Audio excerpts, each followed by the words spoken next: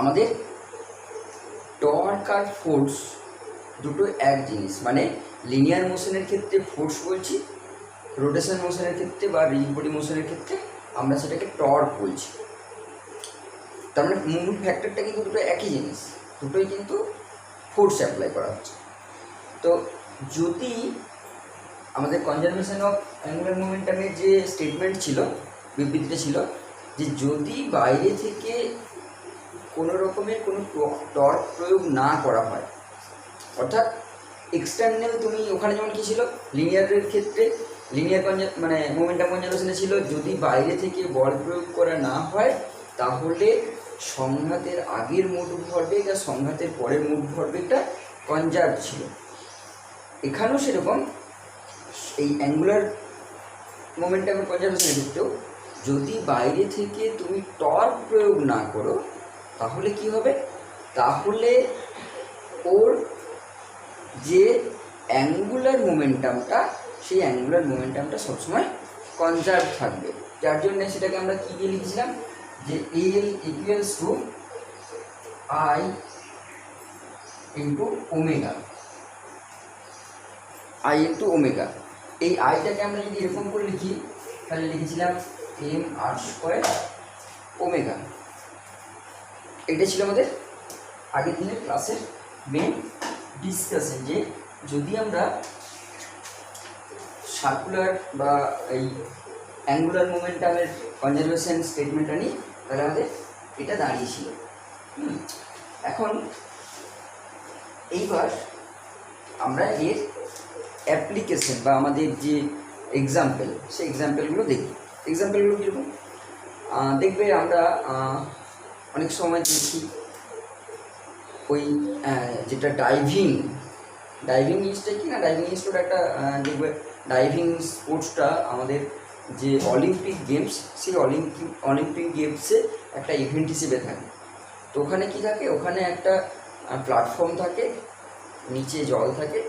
এবার উপর থেকে যখন জাম্প করছে তার আগে আমি একটুখানি এই জায়গাটায় বলে দিই যে দেখো এই যে এম আর স্কোয়ার ওমেগা, এখানে দেখো যদি কোন কোন ফ্যাক্টরের উপরে ডিপেন্ড করছে, একটা হচ্ছে মাস, আরটা কি, আরটা হচ্ছে এটা যদি এম যদি এটার বস্তুটার ভর হয়, এটা যদি আর যদি রেডিয়াস হয়, আর ওমেগা যদি তার কৌণিক বেগ হয়, তাহলে তার অ্যাঙ্গুলার মোমেন্টামটা হচ্ছে এম আর স্কোয়ার ওমেগা। এখন দেখো এটা এই অ্যাঙ্গুলার মোমেন্টামটা তিনটে ফ্যাক্টর, মাস, রেডিয়াস আর একটা হচ্ছে ওমেগার উপরে ডিপেন্ডেন্ট। এখন যদি আমি ধরে নিই যে মাসটা কনস্ট্যান্ট, তাহলে মাসটা যদি কনস্ট্যান্ট হয় তাহলে এই দুটো ফ্যাক্টরের সাথে একটা আরেকটার সাথে রিলেটেড। দেখো এই দুটোর যে গুণফলটা, তার সাথে মাসের গুণফলটা, সেটা হচ্ছে এই অ্যাঙ্গুলার মোমেন্টামের উপরে, মানে অ্যাঙ্গুলার মোমেন্টামটা এইটার উপরে ডিপেন্ড করছে। তা আমি যদি এইটাকে কনস্ট্যান্ট ধরে নিই তাহলে এখানে দেখো আর স্কোয়ার ওমেগার উপরে ডিপেন্ড করছে। এইবার যদি তুমি আরটাকে কম করো, আরটাকে কমিয়ে দাও, তো অটোমেটিক্যালি কী হচ্ছে, গুণফলটাকে যদি একই রাখতে হয়, দুটো জিনিসের ধরো প্রোডাক্ট মানে গুণ করছি, তো একটা যদি আমি সংখ্যাকে কমিয়ে দিই তাহলে ওটার সংখ্যাটা বেড়ে যাবে। যেমন ধরো আমি যদি এরকম করতে চাই যে একটা দেখলাম 2 × 7 = 14, আমি যদি 2 এর জায়গায় যদি 1 করে দিই তাহলে তখন আমার কী হয়ে যাচ্ছে, 7টা তখন 14 হয়ে যাচ্ছে, তাহলে একটাকে কমিয়ে দিলে একটা বেড়ে যাচ্ছে, তবে যে আমার গুণফলটা সমান থাকছে। তাহলে এখানে সেরকম এই যে গুণফলটা, এই গুণফলটা যদি আমি রেডিয়াসটাকে কমিয়ে দিলে ওমেগাটা বেড়ে যাবে। আবার ওমেগাটাকে যদি কমিয়ে দিই বা বাড়িয়ে দিই তাহলে রেডিয়াসটা সেরকমভাবে আমার চেঞ্জ হয়ে যাচ্ছে। তাহলে আমি যদি ধরো এই একটা বস্তুর ক্ষেত্রে যদি আমি রেডিয়াসটাকে কমিয়ে দিতে পারি তাহলে আমার কী হয়ে যাচ্ছে, ওমেগাটা বেড়ে যাচ্ছে। যেমন আমি যদি এটাকে বলি যে এটা এরকমভাবে রোটেট করছে ওমেগা ভেলোসিটি নিয়ে। এবার আমি যদি এইটা যদি ছোট করে দিই তার মানে আমার কী হলো, এর রেডিয়াসটা কমে গেল। যদি বস্তুটাকে একটু ছোটো করে দিই তাহলে দেখা যাবে কি যে এর মোশনটা মানে রোটেশনটা বেড়ে গেল। সেটা কখন না, যদি আমি এক্সটার্নাল কোনো টর্ক অ্যাপ্লাই না করি। তাহলে এখানে এই যে r² ওমেগা, এই r² ওমেগার এই গুণফলটার উপরে ডিপেন্ড করছে যে এই গুণফলটা যদি আমি এটা যদি কনস্ট্যান্ট রাখি, এই দুটো গুণফল, এবার এই গুণফলটার মধ্যে আমি যদি আরটাকে যদি চেঞ্জ করে দিই তাহলে ওমেগাটা চেঞ্জ হয়ে যাচ্ছে। এইবার আমরা আসছি যেটা এক্সাম্পলটা বলছিলাম যে ডাইভিংয়ের ক্ষেত্রে কী হয়। ডাইভিংয়ের ক্ষেত্রে দেখো, ধরো এখানে ম্যান স্ট্যান্ডিং অবস্থায় আছে, এইবার যে পার্টিসিপেন্ট সেখানে স্ট্যান্ডিং অবস্থায় আছে, এইবার সে একটা জাস্ট জাম্প মানে ভল্ট দিল।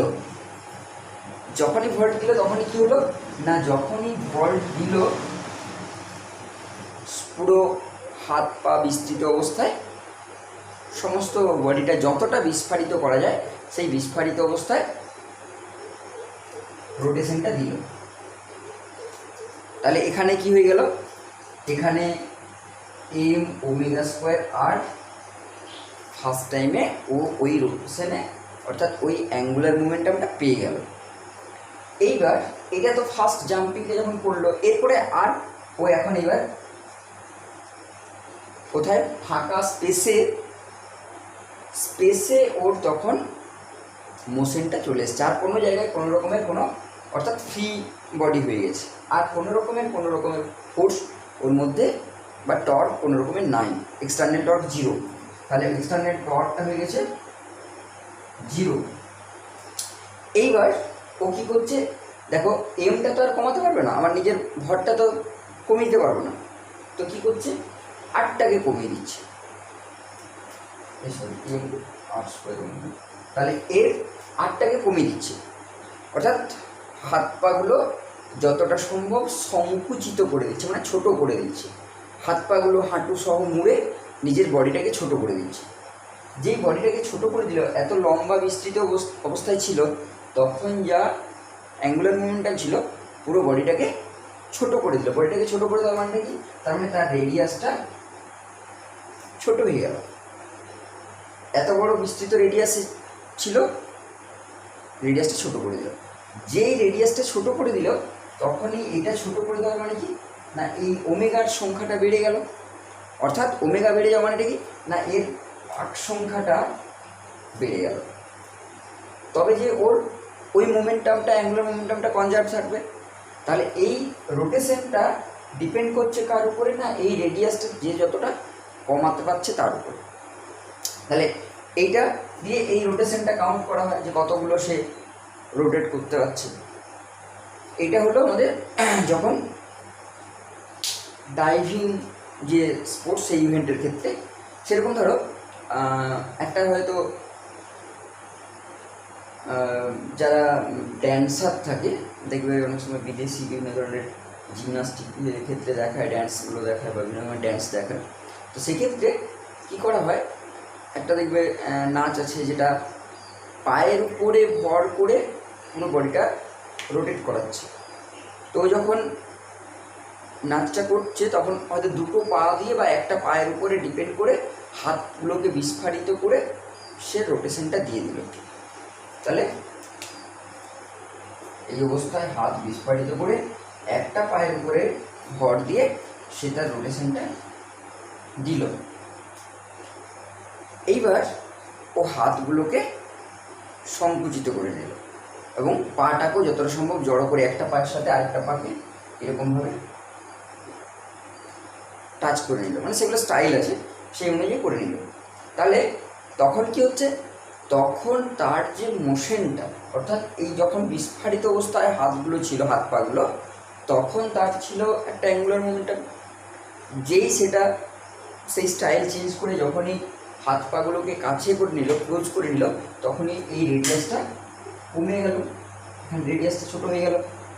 যখনই রেডিয়াসটা ছোটো হয়ে গেল তখনই এর রোটেশনটা বেড়ে গেল, তখন সে খুব দ্রুত ঘুরতে লাগলো। এবং এখানে তাহলে কি এক্সটার্নাল ফোর্স অ্যাপ্লাই হচ্ছে না? এখানে এক্সটার্নাল ফোর্স অ্যাপ্লাই হচ্ছে না। কী করে হচ্ছে না? না এই যে পায়ের যে টোটা, শুধুমাত্র সেই টোটাকে কেন্দ্র করে ও কিন্তু ওই রোটেশনটা নিচ্ছে।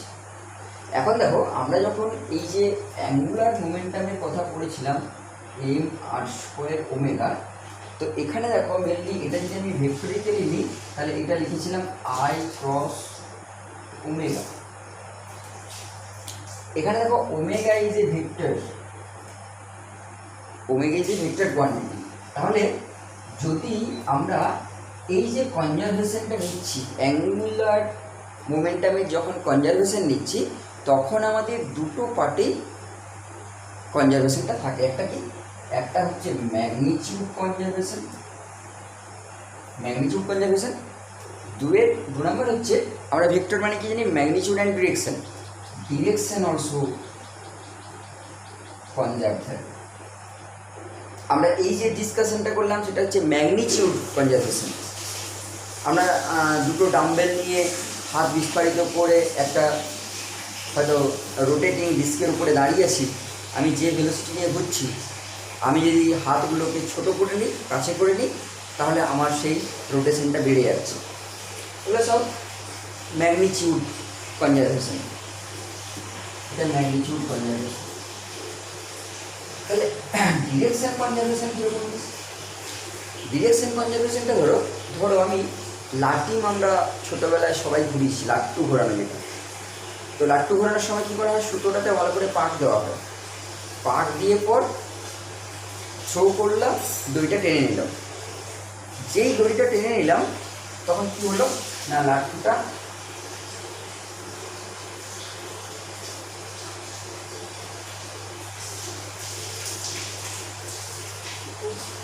এটা যদি লাট্টু স্ট্রাকচার হয়, তাহলে এরকম করে একটা পিনের উপরে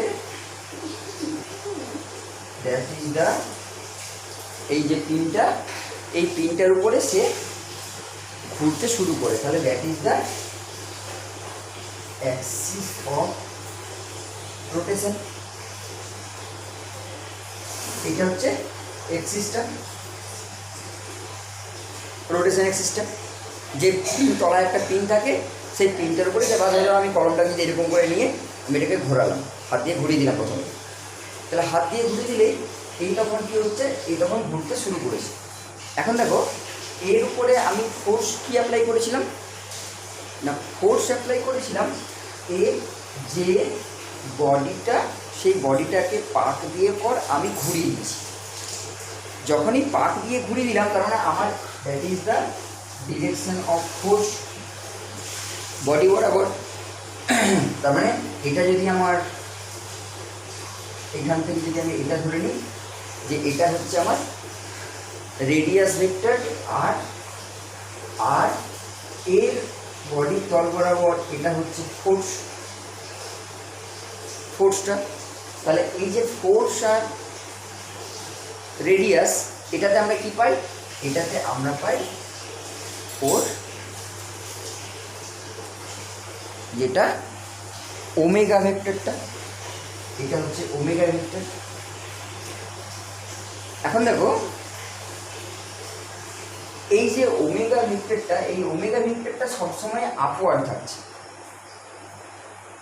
ওমেগা ভেক্টরটা আপওয়ার্ড থাকছে। তাহলে এখানে দেখো কোনো সময়ই এই কিন্তু পড়ে যাচ্ছে না। কেন? এই যে স্ট্যান্ডিং অবস্থায় থাকার মূল কারণ হচ্ছে এই যে ডিরেকশনটা, সেই ডিরেকশনটা কনজার্ভ থাকছে। এইবার ধরো আস্তে আস্তে মোশনটা স্লো হয়ে যাচ্ছে, কমে যাচ্ছে। তো স্লো হয়ে গেলে কী হয় না, এই পয়েন্টটা থেকেই, ওই পয়েন্টটাই যদি আমি ধরছি রোটেট করছে, ওই পয়েন্টটা থেকে এটা ঘুরে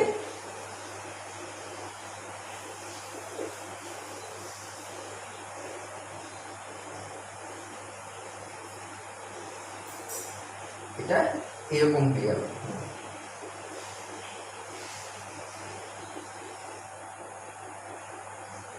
এটা হয়তো ওইটা, এইটা এবার হেলে পড়ে যাচ্ছে। হেলে পড়ে গেলে ও দেখো এক্সিস অফ রোটেশনটা কিন্তু এটাই থাকছে, অর্থাৎ এই যে ওমেগার যে ডিরেকশন সেটা কিন্তু আপওয়ার্ডে আছে, বা যদি এদিকেও হেলে পড়ে যায় সেই ব্যাপারটা রোটেশনটা ডিরেকশনটা এই বরাবরই থাকছে। তাহলে এটা হচ্ছে আমার ডিরেকশন কনজারভেশন এক্সাম্পল। সেরকম ধরো যখন আমরা সাইকেল চালাচ্ছি, সাইকেলের যে হুইলের মোশনটা, সেটা কি করছে দেখো। আমরা ধরো যদি বলি যে এটা হুইল, এইবার তুমি এই হুইলটাকে, এটা যদি হুইল হয়, এটা কি হয়, সাইকেলের হুইলটা এরকম করে ঘুরছে, স্পোকগুলোকে যদি আমি লক্ষ্য করি, স্পোকগুলো দেখছি এরকম করে ঘুরছে, তার মানে হুইলটা এরকমভাবে ঘুরছে। তাহলে এটা কি, এটা হচ্ছে ফোর্স, এটা হচ্ছে রেডিয়াস। তাহলে ফোর্সটা যদি এটা হয়, রেডিয়াসটা যদি এখানে হয়, তাহলে এর যে ডিরেকশন অফ ওমেগা, সেই ডিরেকশন অফ ওমেগাটা কী হয় না, এই যে পয়েন্টটা, সেন্টার যে পয়েন্টটা, যেটাকে আমরা এক্সিস বলছি, বা ওখানে আমরা বলি এক্সেল, সাইকেলের এক্সেল যেটা, তো ওটা হচ্ছে অ্যাকচুয়ালি এক্সিস। সেই এক্সিসটা কোথায় থাকছে, এটা হচ্ছে এইরকম বাইরের সাইডে। এবারে এটা কি থাকছে, এই দিকেও বাইরের দিকে থাকছে, ওদিকেও বাইরের দিকে থাকছে, তাহলে দুটো তখন ব্যালেন্স অবস্থায় থাকছে, দুটো ডিরেকশন ব্যালেন্স অবস্থায় থাকছে। যার জন্য এইদিকে যদি আমি ডিরেকশনটা ধরি, তাহলে আমাদের কি হচ্ছে, দুটো ডাইরেকশন যেহেতু ব্যালেন্স অবস্থায় থাকছে, আমরা পড়ে যাচ্ছি না। তাহলে সাইকেলটা ওই জন্যেই তার সবসময় ওর ডাইরেকশন থাকছে আউটওয়ার্ড, এই যে মোশনটা, এটা ডাইরেকশন, তাহলে এখানে ডাইরেকশনটা কনজার্ভ থাকছে। তাহলে যখন আমরা কনজারভেশন অফ অ্যাঙ্গুলার মোমেন্টামের কথা ভাবছি, তখন আমাদের দুটো জিনিসেই কনজার্ভ থাকছে, ম্যাগনিটিউড কনজার্ভ থাকছে আর ডিরেকশনও কনজার্ভ থাকছে। এটা হচ্ছে আমাদের একটা মেন ফ্যাক্টর। এগুলো হলো আমাদের মানে এনার্জি কনজারভেশন বা অ্যাঙ্গুলার মোমেন্টাম কনজারভেশনের আমাদের কিছু জাস্ট প্র্যাকটিক্যাল এক্সাম্পল। এবার আমরা দু একটা অ্যাপ্লিকেশন করব। কীরকম অ্যাপ্লিকেশন না, আমরা ধরো এর আগে স্লাইডিং, আচ্ছা তার আগে বলি যে রোলিং বিষয়টা কি আর স্লাইডিং বিষয়টা কি। তো স্লাইডিং মানে আমরা সহজে জানি যে একটা ধরো কোনো বস্তু যদি কোনো তলে পিছলে পড়ে, ধরো এটা তল, এই তলটার উপরে একটা বস্তু এরকমভাবে স্লিপ করে পড়ছে, নিচের দিকে নামছে। বা ধরো যদি আমি এরকম প্লেন হরাইজন্টাল সারফেস ধরি, আমি একে টেনে নিয়ে যাচ্ছি, তাহলে এরকমভাবে যদি টেনে নিয়ে যাই, শোনো তোমার যেটা অফ, অডিওটা অফ করো, তো মিউট করো। তাহলে এখানে দেখো এই যে এই কেসটা, এখানে যদি আমি একটা ফোর্স অ্যাপ্লাই করি, তাহলে এই তল বরাবর সে স্লাইড করে যাচ্ছে।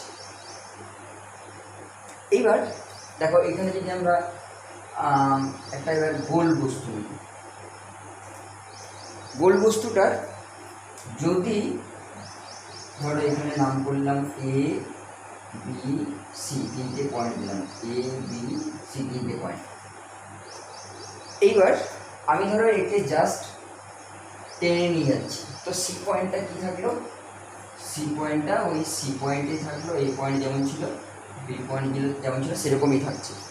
তার মানে সি পয়েন্টটা যে পজিশনে ছিল, সি পয়েন্টের পজিশনটা চেঞ্জ হচ্ছে না। বস্তুটা গোল, এটা বস্তুটা ছিল আমার প্লেন সারফেস, এটা সার্কুলার শেপ, তাতেও কিন্তু দেখো সি পয়েন্টটা কিন্তু সি পয়েন্টই আছে। আবার আমি একে টেনে নিয়ে যাচ্ছি, সি পয়েন্টে আছে, তাহলে তখন এইটার মোশনটা কি, লিনিয়ার মোশন। এইবার ধরো একটা বস্তুকে, ওই বস্তুটাকে ধরো এবার আমি কী করছি না, এই প্রান্ত ধরে আমি ফোর্সটা মানে প্রান্তে আমি ফোর্সটা অ্যাপ্লাই করছি।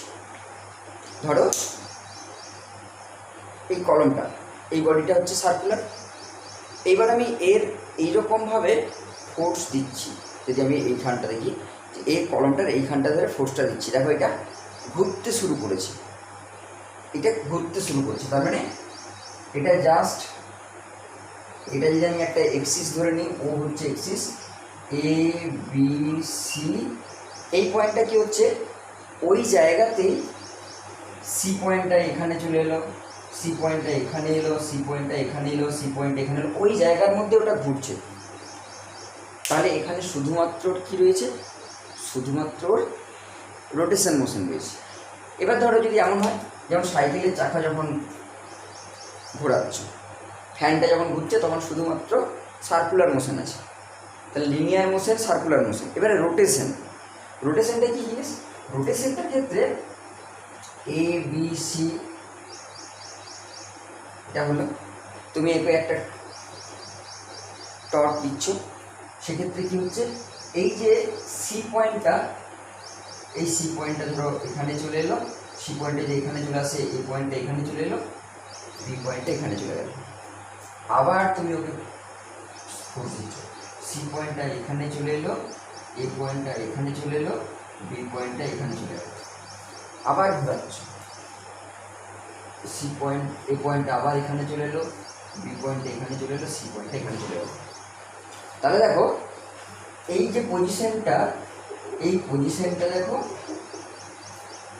চেঞ্জ হচ্ছে, তার সাথে কি হচ্ছে সামনের দিকে এগিয়েও যাচ্ছে। তাহলে এটা হচ্ছে তার রোটেশন মোশন, ঘূর্ণন গতি রয়েছে। ওইটা ছিল কি, ওইটা সার্কুলার মোশন কথাটা বলছিলাম, যে শুধুমাত্র একটা বিন্দুকে কেন্দ্র করেই সে ঘুরছে, আর এটা কি হচ্ছে ঘুরছে তার সাথে এগিয়ে যাচ্ছে, মানে এখানে লিনিয়ার আর সার্কুলার একসাথে মিক্সড আছে, তাহলে সেটা আমরা রোটেশন মোশন বলছি। তো এখন ধরো সেরকম একটা বস্তু যদি ধরো আমরা ধরে নিই যে বস্তুটা আমাদের এরকম একটা তলে, এই বস্তুটা রোটেট করে নামছে। যদি বস্তুটা স্লাইডিং হতো, তো স্লাইডিংয়ের ক্ষেত্রে আমরা কী করেছিলাম, স্লাইডিং মানে জাস্ট পিছলে পড়ছে, নততর বড় পিছলে পড়ছে। তো সেক্ষেত্রে এটা যদি এমজি হতো, তাহলে এই বরাবর উপাংশ ছিল এমজি কস থিটা, এটা যদি থিটা হয় এই ইন্টিগ্রেশনটা, এই বরাবর ছিল এমজি সাইন থিটা, আর এইখানে ফিক্সেন ফোর্সটা কাজ করছিল এফআর, আর এটা তার নর্মাল মাইনাস যেটা এমজি কস থিটাটা উল্টো দিকে। তো এখন এখানে বস্তুটার আমরা যখন মোশনটা নিয়েছিলাম, তাহলে এর উপরে force M A equals to কী করেছিলাম না MG sine theta minus FR, এবার এখান থেকে A equals to MG sine theta minus FR by M, এটা করেছি। এখন ধরো এইটা ছিল বস্তুটা যখন জাস্ট স্লিপ করে নামছে, স্লিপ করে যাচ্ছে, শুধু স্লাইডিং কন্ডিশন। এখন ধরো এই যে রোটেশন রয়েছে, ঘুরে ঘুরে নামছে, আমি ধরো একটা গোল প্লেট নিয়েছি, গোল প্লেটটা হাতের উপরে বা কলমটাকে ধরো হাতের উপরে ছেড়ে দিলাম, এরকম গোল ঘুরে ঘুরে ঘুরে ঘুরে নামছে। তাহলে এটা যদি ঘুরে ঘুরে নামে, তাহলে আমি যদি ধরে নিই যে এর আলফা হচ্ছে, আলফাটা কি জিনিস, আলফাটা হচ্ছে যেটা আমার অ্যাক্সিলারেশন। কি অ্যাক্সিলারেশন, এটা অ্যাঙ্গুলার অ্যাক্সিলারেশন। তাহলে এখানে যদি লিনিয়ার ভেলোসিটি, তারপরে তো আমার যেটা আমরা ওমেগাটা লিখেছিলাম, কি ওমেগাটা লিখেছিলাম কৌণিক বেগ, কৌণিক বেগ লিখেছিলাম এখানে, কৌণিক বেগ। এখানে এটাকে আমরা কি লিখছি, কৌণিক ত্বরণ। তাহলে হিয়ার আলফা ইজ দ্য কৌণিক ত্বরণ, অ্যাঙ্গুলার অ্যাক্সিলারেশন, এই আলফাটা। এখন এইটা যদি আলফাটা যদি অ্যাঙ্গুলার অ্যাক্সিলারেশন হয়, আর এই ধরো এটা যদি এর মাস হয়, আর এখান থেকে এটা যদি রেডিয়াস আর হয়, রেডিয়াস আর যদি হয়, তাহলে এর উপরে এটা কি জন্য হচ্ছে না, এখানে একটা টর্কটা পাচ্ছি বলে এই টর্কটার জন্যে এখানে আমার ওই মোশনটা আসছে। তাহলে টর্ক যদি থাকে, তাহলে টর্ক থাকলে কি হবে না, টর্ক থাকলে ওর torque tau equals to I into alpha হয়ে, যেখানে আইটা কি, আইটা হচ্ছে ওর মোমেন্ট অফ ইনার্শিয়া, আইটা হচ্ছে মোমেন্ট অফ ইনার্শিয়া মানে জড়তার ভ্রামক, যেটা আইটা মোমেন্ট অফ ইনার্শিয়া, তার মানে এই বডিটার মোমেন্ট অফ ইনার্শিয়া। এবার আমরা দেখেছিলাম আগের দিনের ক্লাসে, বলেছিলাম একটুখানি যে মোমেন্ট অফ ইনার্শিয়া আমাদের ডিফারেন্ট বডির ক্ষেত্রে, সার্কুলার বডি হলে একরকম হবে, স্ফিয়ার হলে একরকম হবে, রিং হলে একরকম হবে, ডিস্ক হলে একরকম হবে। এবারে যদি আমি ব্লকস টাইপের কিছু যদি নিই, সেগুলোর ক্ষেত্রে আলাদা আলাদা হবে। তাহলে আমরা এখানে তো একটা সার্কুলার বডি নিয়েছি বৃত্তাকার, সেটা এবারে বৃত্তাকার বডিটা আমি ডিস্ক নিতে পারি, রিং নিতে পারি, স্ফিয়ার নিতে পারি, সলিড স্ফিয়ার নিতে পারি, বিভিন্ন রকম। তো আমি এখানে আই দিয়ে লিখছি, এটা মোমেন্ট অফ ইনার্শিয়া, অর্থাৎ যে বডিটা নিচ্ছি সেই বডিটার মোমেন্ট অফ ইনার্শিয়া, এটা হলো আই। তাহলে এখানে যদি আমি এটার উপরে দেখি যে ওটা এফ বল প্রয়োগ করার ফলে যদি আমার ফোর্স ওই রোটেশনটা আসে, মানে এফটা কে দেবে, দেখো এই বস্তুটা এখানে অ্যাকচুয়ালি যখন বস্তুটা স্লাইডিং হচ্ছিল তখন আমরা ধরছিলাম যে এখানে একটা ফ্রিকশনাল ফোর্স, তো এখানে ফ্রিকশনাল ফোর্সটা কি সেন্টার দিয়ে কাজটা করবে না, কাজটা করবে এই পয়েন্ট অফ টাচিং, যেটা টাচিং পয়েন্ট, স্পর্শ বিন্দু, যে জায়গাটা, সেই স্পর্শ বিন্দুটায় ওই টর্ক ওই ফোর্সটা ও দিচ্ছে। তার মানে আমি যেমন কী করছি, এটাকে ঘোরাচ্ছি, যখন আমি হাত দিয়ে একে ঠেলে দিচ্ছি, তো ও যখন স্লাইডিং হচ্ছে এরকম করে, তো স্লাইডিং হওয়ার সময় কী করছে, স্লাইডিং হওয়ার সময় এই যদি ধরো আমি হাতের তলটার সাথে এটা যদি দেখি, তাহলে যে তলটা আমার হাতের সাথে টাচ করে আছে সেই জায়গাটা ওকে ওপরের দিকে ঠেলে দিচ্ছে, অর্থাৎ that is the direction of friction. আর এটা যদি আমি এখানটা যদি আর রেডিয়াস ধরি, কারণ সার্কুলার হিসেবে এটা এখানেও আমি আর ধরতে, এখানে, তাহলে এখানে এটা হলো ফোর্স, যে ফোর্সটা আমি দিচ্ছিলাম, অর্থাৎ এখানে কে দিচ্ছে, সেটা ওই ফ্রিকশনটা দিচ্ছে, ঘর্ষণ বলটা। তাহলে এখানে সেটা সমানেই কী হয়ে যাবে না, আর যদি আমি স্মল আর যদি আমি এটাকে ক্যাপিটাল আর যদি দিই তাও লিখতে পারি, ক্যাপিটাল আর যদি দিয়ে লিখি তাহলে capital R into frictional force FR, এটা সাফিক্স এফ সাফিক্স আর তলায় আর ফ্রিকশনাল ফোর্সের জন্য। তাহলে এখানে ওই ফ্রিকশনাল ফোর্সটা আমার কাজ করছে, যে ফ্রিকশনাল ফোর্সটা আমার এই টর্কটা দিচ্ছে।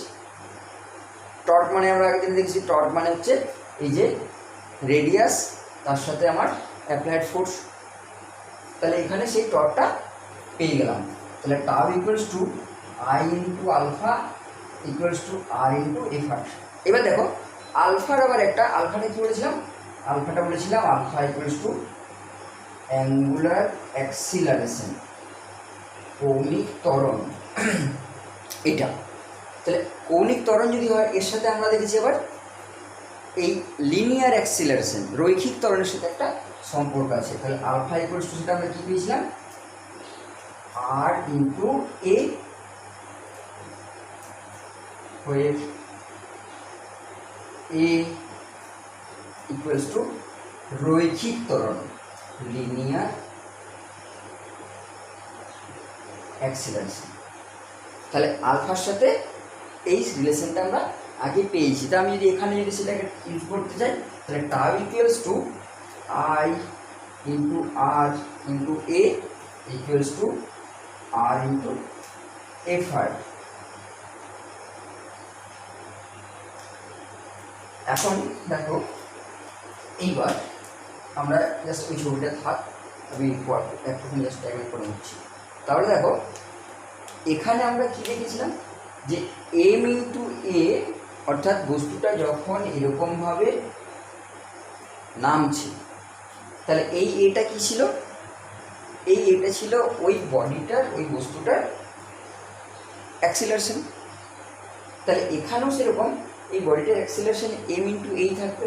এবার এই বডিটা এখান থেকে, এটা ধরো আমি এটা আর রেডিয়াস ধরলাম, এখানে ফ্রিকশনাল ফোর্সটা কাজ করছিল ধরলাম, আর এখানে ওর এমজি, এই বরাবর এমজি কস থিটা, যেটা ওই ছবিটা ছিল সেটাই আমি আবার এখানে রিপিট, এটা তার নর্মাল রিয়াকশান, এটা ছিল তার এই বরাবর যে ফোর্সটার জন্য সেটা নামছে, অর্থাৎ এমজি সাইন থিটা, ওই ছবিটাই আমি এখানে করছি। তার সাথে এটা কী রয়েছে না, ওইটার স্লাইডিং হিসেবে বলছিলাম, এটার সাথে বলছে যে ওই রোটেশনটা রয়েছে, মানে এই ঘুরে ঘুরে নামছে।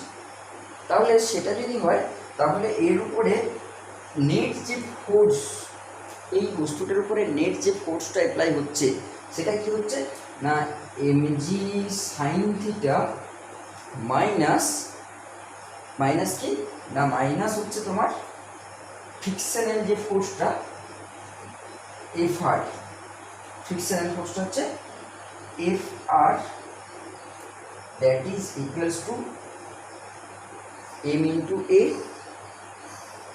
এখন দেখো এইটা কি, এইটা হচ্ছে আমার লিনিয়ার অ্যাক্সিলারেশন এম এ যেটা। তা আমি যদি ওই যে এর ভ্যালুটা, তাহলে এখান থেকে ফ্রিকশনাল যে ফোর্সটা, সেই ফ্রিকশনাল ফোর্সের সাথে যদি আমি এইটাকে রিলেশনটাকে নিয়ে আসি, তাহলে দেখো কি আসছে না আই আর ইন্টু এ, তো এটা আটটা আট ছিল, I R into A divided by r.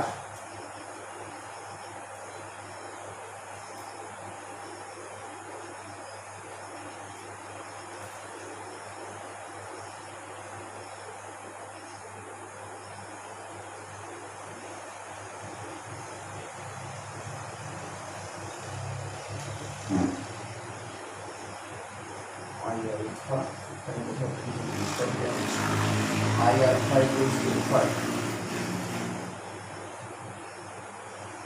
তাহলে f equals to, এখান থেকে যদি f equals to লিখি তাহলে f equals to লিখতে পারি আমরা I alpha by r। আচ্ছা আচ্ছা, এখানে যদি আমরা এটাকে আলফা দিয়ে লিখি তাহলে এটা হচ্ছে I alpha by r, এটা আমি আলফা দিয়ে যদি লিখি, এখন আলফা দিয়ে লিখলে ওটা যদি হয় তাহলে তার মানে এটা যদি এবার আমি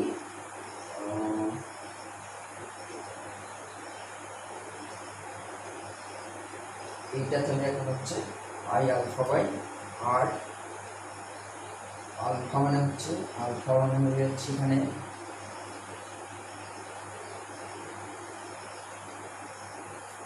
আলফা সমান আর into A.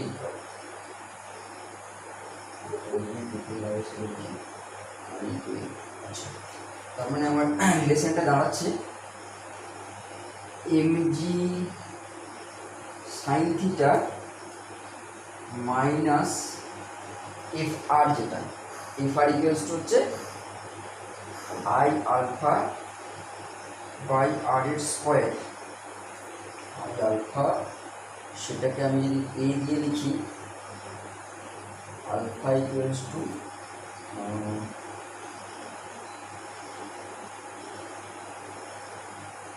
R into A, কোথাও একটা এখানে ডিস্টার্ব হয়ে যাবে, alpha equals to R into, এটা অ্যাকচুয়ালি আসলে যেটা সেটা হচ্ছে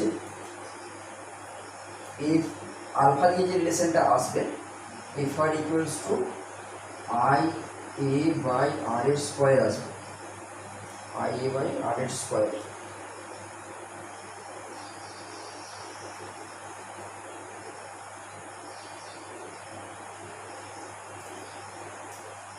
ও এইখানে রিলেশনটা ভুল লিখেছি, এটা তো এ লিনিয়ার অ্যাক্সিলারেশন,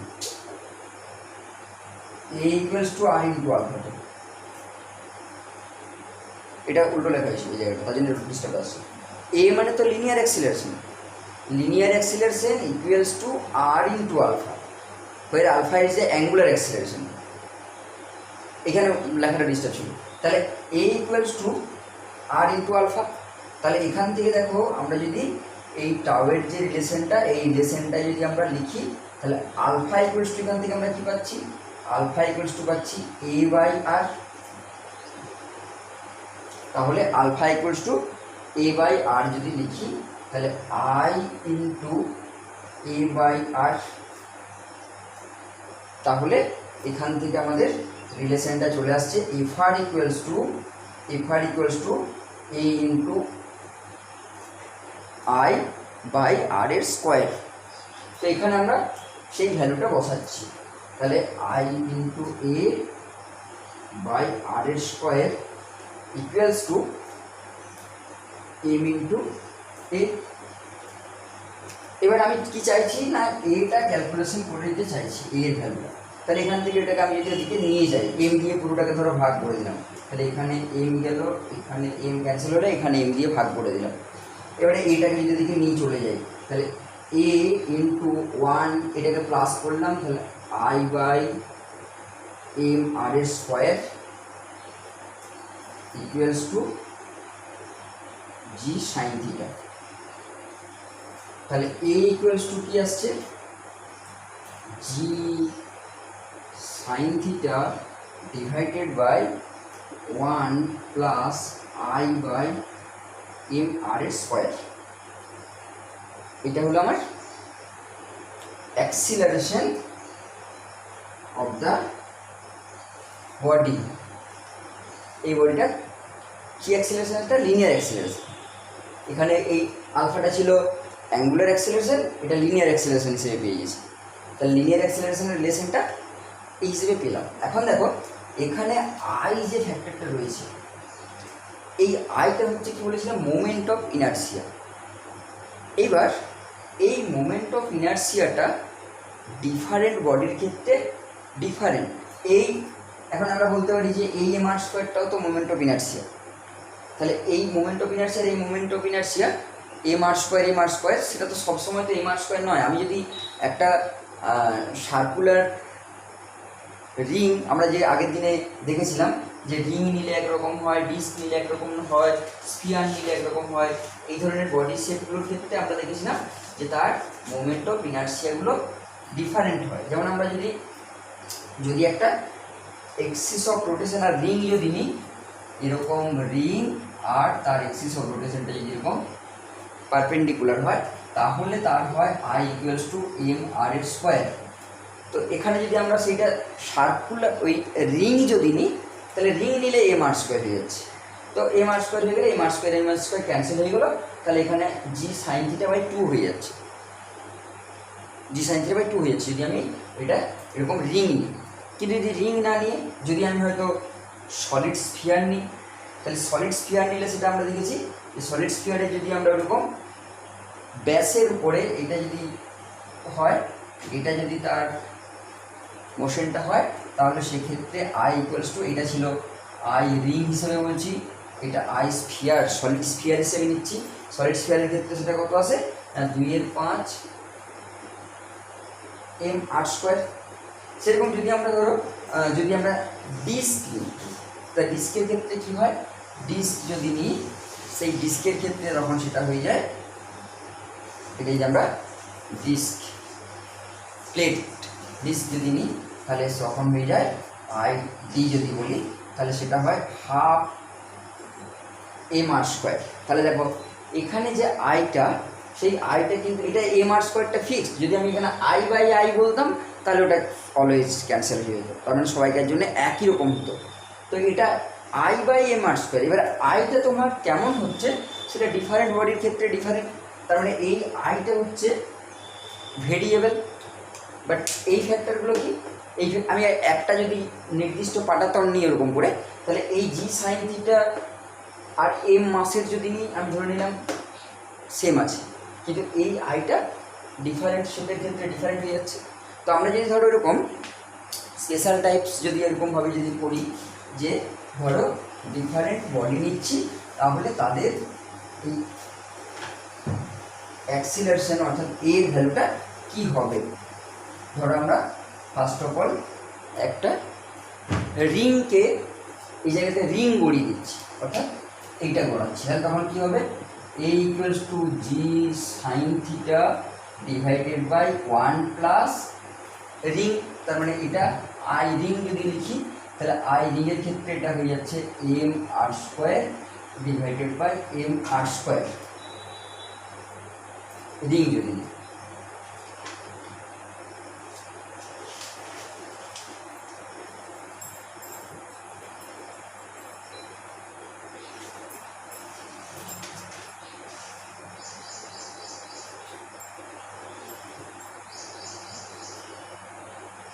তাহলে ওটা M R square by M R square হয়ে গেলে কত হয়ে গেল, G sine theta by 1 plus 1, তার মানে জি সাইন থিটা বাই 2।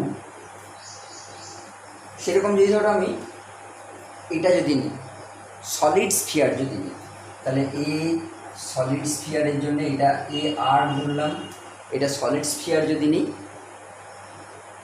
গোলক যদি নিই, তাহলে গোলক নিলে তোমার কী চলে আসবে, এটা চলে আসবে G sine theta divided by 1 plus 2/5 M R square by M R square, তাহলে এম আর স্কোয়ার আর স্কোয়ার ক্যান্সেল হয়ে গেল। এখানে দেখো ফ্যাক্টরটা চেঞ্জ হয়ে গেল, তার মানে 5 আর 2 7, 7-এর 5 হয়ে গেল এটা, তার মানে এটা তখন হয়ে যাবে 5-এর 7 জি সাইন থিটা। এবার ধরো এটা আমি যদি ডিস্ক নিই, এ ডি বললাম ডিস্কের জন্য সাফিক্স দিয়ে লিখছি, তাহলে G sine theta divided by 1 plus half M R square by M R square নিচে রয়েছে, তাহলে এম আর স্কোয়ার ক্যান্সেল করলাম, তাহলে দেখো এখানে 3-এর 2 হয়ে যাচ্ছে, এটা 3-এর 2টা উল্টে গেলে 2-এর 3 হয়ে যাচ্ছে, তাহলে 2-এর 3 জি সাইন থিটা। তার মানে তুমি দেখো যে এখানে কার তাহলে অ্যাক্সিলারেশনটা বেশি হচ্ছে, আমরা যেটা অ্যাক্সিলারেশন বার করছি, তাহলে কে বেশি স্পিডে অ্যাক্সিলারেশন বেশি মানেই সে বেশি দ্রুত গড়িয়ে নামবে ওই প্লেনটার উপরে। আমি ধরো সেম রেডিয়াস রেখেছি, দেখো আর আর আর সবাই রেডিয়াস সেম রেডিয়াসের, কিন্তু কি আছে, কেউ রিং, কেউ ডিস্ক, কেউ সলিড স্ফিয়ার। তাহলে সেটা যদি হয়, তাহলে দেখো এবারে যদি সবাইকে কম্পেয়ার করি কতটা পরিমাণ তাদের চেঞ্জ হচ্ছে, তার মানে 2, 7 আর 3 যদি আমি ফ্যাক্টর করি, তাহলে হচ্ছে 14×3 42, তাহলে এটাকে 42 দিয়ে গুণ করি, একেও 42 দিয়ে গুণ করি, একেও 42 দিয়ে গুণ করি, দেখো 221, তাহলে 21 জি সাইন থিটা, এটাকে যদি গুণ করি 6, তার মানে 30 জি সাইন থিটা, আর এটাকে যদি গুণ করি 340 তার মানে 28 জি সাইন থিটা। ভালো করে লক্ষ্য করে দেখো, সার্কুলার যে রিং, সেই সার্কুলার রিংয়ের অ্যাক্সিলারেশনটা জি সাইন থিটা সবাইকে common, g sine theta common. তাহলে আমরা যদি কম্পেয়ার করি, মানে রেশিও করি, a r ratio a s ratio a d যদি করি, তাহলে দেখো এখানে কত আসছে, 21:30:28। তার মানে এটা কী বোঝাতে চাইছি, যে এই যে জি সাইন থিটা ফ্যাক্টরটা তার 21, তার 30, তার 28 মাল্টিপল। তার মানে এটা এই যে রিংটার যা অ্যাক্সিলারেশন হবে তার তুলনায় সলিড স্ফিয়ারের অ্যাক্সিলারেশন বেশি, আবার সলিড স্ফিয়ারের তুলনায় এটার অ্যাক্সিলারেশন কম ডিস্কটার। তার মানে দেখো এখানে সলিড স্ফিয়ারের অ্যাক্সিলারেশন সব থেকে বেশি, তার মানে সে সব থেকে দ্রুত গড়িয়ে নামবে, ডিস্কটার তারপরে গড়িয়ে নামবে, মানে একটু কম, এটা হচ্ছে সব থেকে কম। তাহলে এইখানে ওই প্লেন যে পাটাতনটা আমরা নিয়েছিলাম, সেই প্লেন পাটাতনে এরা রিংটা কম রোটেশনে আসবে, এটা সব থেকে বেশি রোটেশনে আসবে সলিড স্ফিয়ারটা।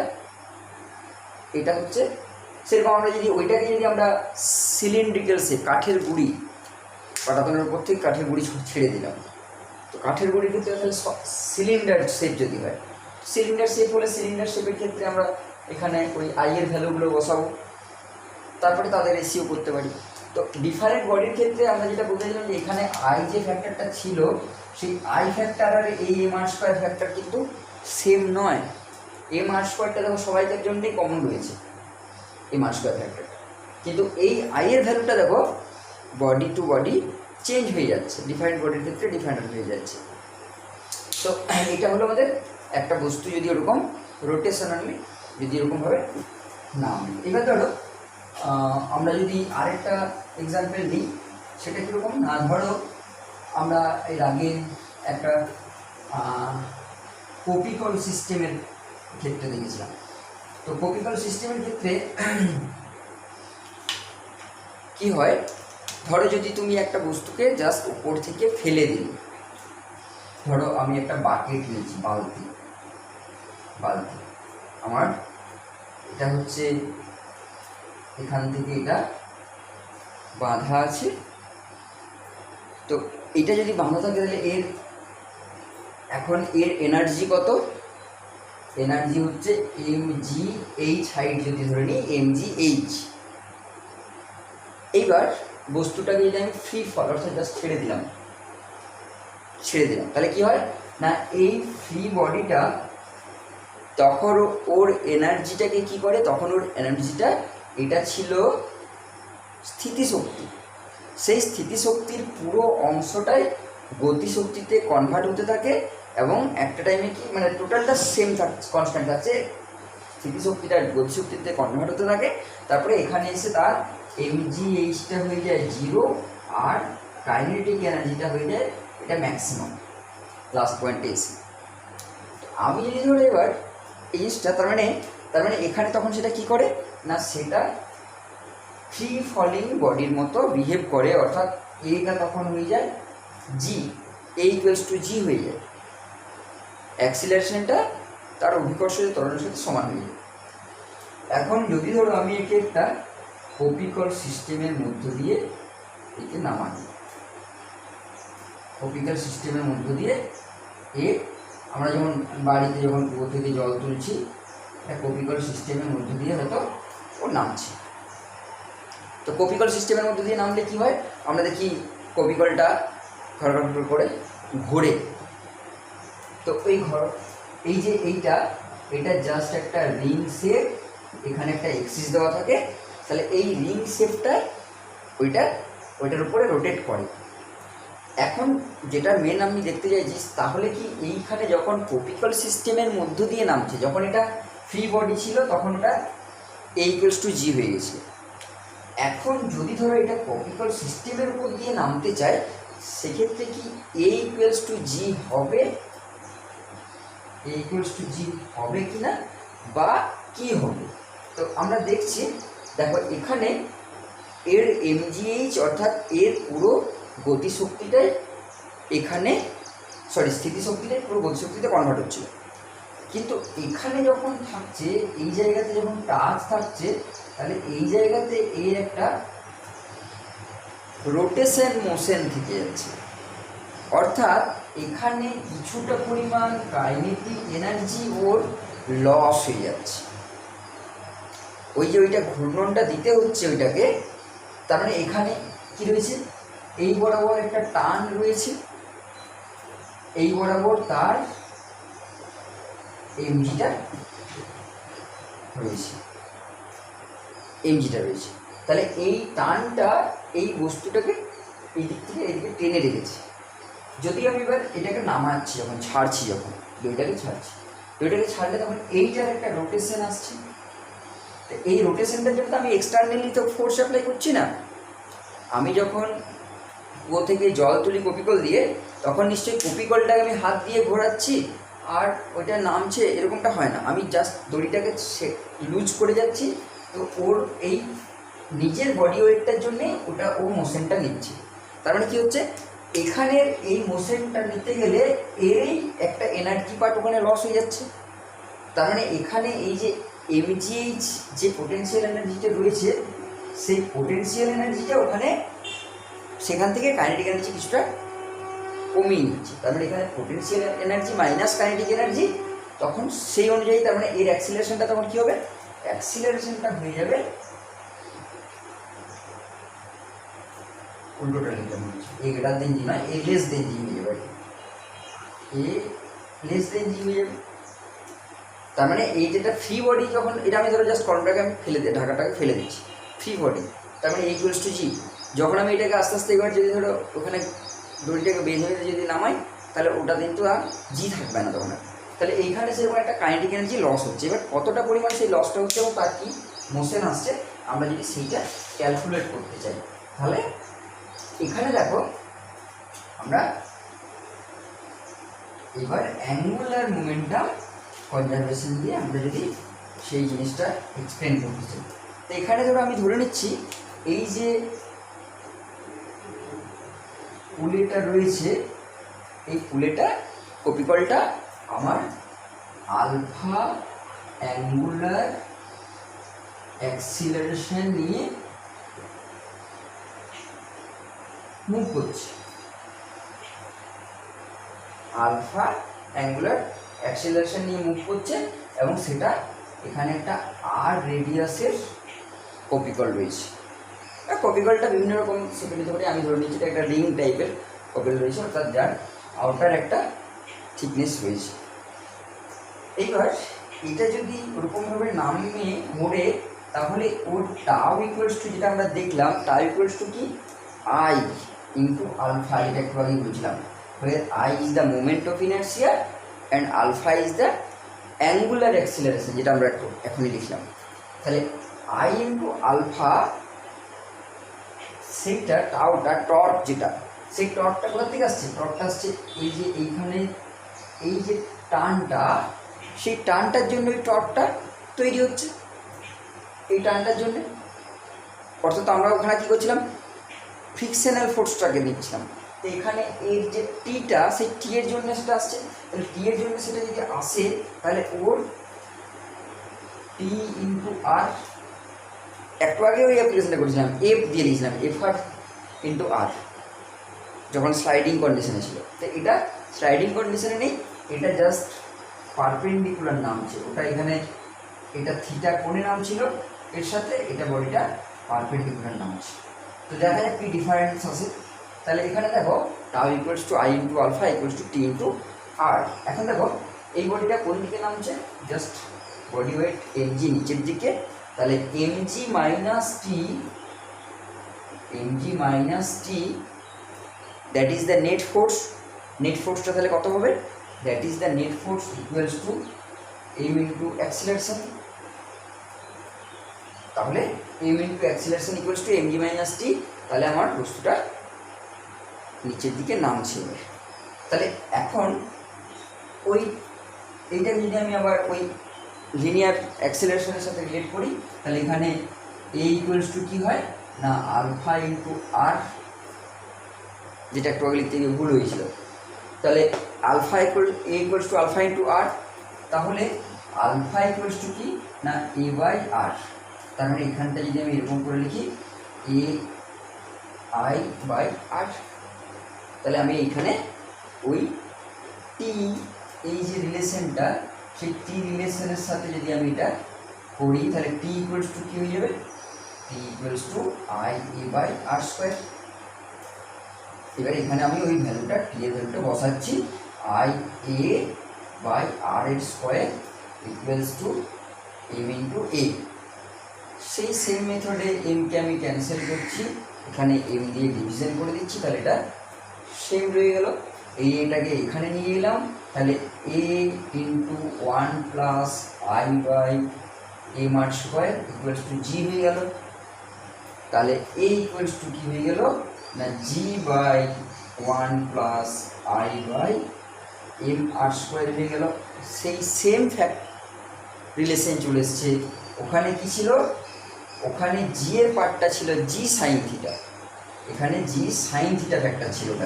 তো এখানে জি সাইন থিটা একটা থাকছে না, কারণ থিটার এখানে কোনো ব্যাপার নেই। যদি আমি থিটাটাকে ধরেই নিই, আগের রিলেশনটাই যদি করি যে a equals to g sine theta divided by 1 plus I by M R square, এই থিটা এখানে যদি আমি এটা ধরে নিই যে এইটার সাথে এইটার রিলেশন 90 ডিগ্রি, তাহলে সাইন 90 ডিগ্রি কত হয় 1।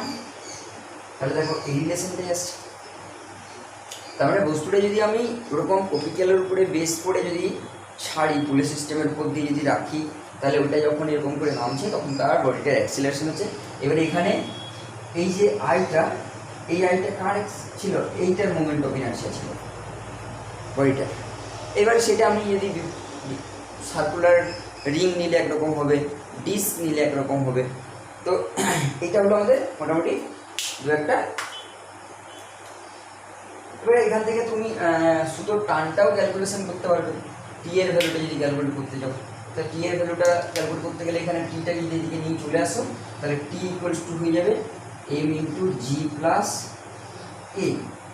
এবার এই এর ভ্যালুটা এখান থেকে তুমি যদি বসাও, তাহলে এখান থেকে চলে আসবে m into g plus g divided by 1 plus I by M r এর স্কোয়ার। এবার এই ফ্যাক্টরটাকে যদি তুমি ভাঙো, জিটাকে যদি কমন নিয়ে নাও, তাহলে M G into 1 plus 1 by 1 plus I by M R square. তো এগুলো আমরা ডিফারেন্ট টাইপস অফ বডির ক্ষেত্রে এগুলো আমরা ক্যালকুলেশন করতে পারবো, এবং সেখান থেকে বিভিন্ন জায়গায় যদি আমাদের প্রবলেম দেয়, সেই প্রবলেমেরও এই ধরনের সমাধানগুলো আমরা করব। এটা হলো আমাদের কনজারভেশন অফ অ্যাঙ্গুলার মোমেন্টাম এবং কনজারভেশন অফ অ্যাঙ্গুলার মোমেন্টামের অ্যাপ্লিকেশন, ডিফারেন্ট অ্যাপ্লিকেশন। আমরা এর আগে দেখলাম যে যখন অ্যাঙ্গুলার মোমেন্টাম কনজার্ভ নিচ্ছি তখন দুটো ম্যাগনিটিউড এবং তার সাথে ডিরেকশন কনজার্ভ হয়। ডিরেকশন কনজারভেশনের আমরা এক্সাম্পল দেখেছি, মোমেন্ট অফ মানে যেটা ম্যাগনিটিউডের দেখেছি, এক্সাম্পল দেখেছি, তার সাথে আমরা এগুলো অ্যাপ্লিকেশনগুলো দেখলাম। ঠিক আছে, তো নেক্সট ক্লাসে আমরা যেটা করব সেটা বলছি পরে।